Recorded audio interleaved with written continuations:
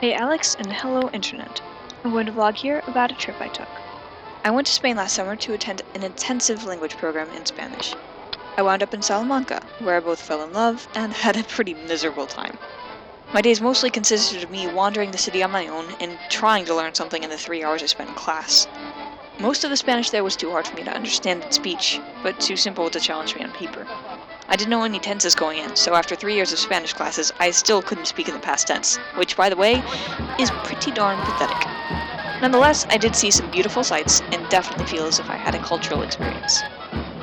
I feel like when Americans go abroad, if we go abroad, and that's a big if, most Americans never even leave the country, and if they do, it's probably to Canada, which I hate to offend the Canadians here, but it's not that adventurous. And if we do happen to go abroad, it's certainly not to anywhere other than Europe. It's the dream vacation for most businessmen, and we certainly don't think of going to China. And if we want to learn a language, what do we go to? We go to Spanish. Maybe some German, maybe some French, if we're really, really clicking with it, Italian. But for the most part, we're not going to learn Mandarin. We're not going to learn Portuguese. We're not going to learn Icelandic. And I will admit that I just named like 3 of the hardest languages to learn, but it doesn't really give us an excuse. I'm not exactly the most certified person to talk about this, but there's a certain oomph in living and studying abroad. The longest time I've ever been abroad is 5 weeks, which was when I stayed with you, Alex. But still, I feel like I have something to share. Everyone has something to share. I've never lived in the States. I've never lived away from my parents. I still have a gist of, what it's like to live in America. And I've only ever lived in Europe, either on my own or with Alex, but still, it's so different. Not because of necessarily the place you're at. It would be the same feeling if a German came to live with America, hypothetically. It's kind of the same feeling, I imagine. You're in a place where you don't necessarily have the best grasp on the language, so you don't always understand what's going on around you. There's a little bit of paranoia in the mix because you're never quite sure if you can trust who you're talking to. You don't know if they're out to get you or not because you're not so good at judging from their tone as you might have been in your own language. It's a little bit scary, and by a little bit I mean a lot. It's very scary. I remember when I first talked to my host family in Spain, I was, for whatever reason, convinced for the first week that my host mother was out to get me. I don't know why, she seemed like a perfectly nice lady, except that I couldn't understand a word she said, and that was terrifying.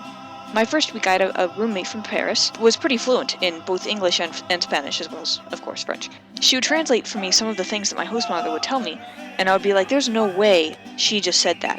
Like, she only said like 4 words, and you just gave me like 4 sentences. I don't even understand where you're coming from.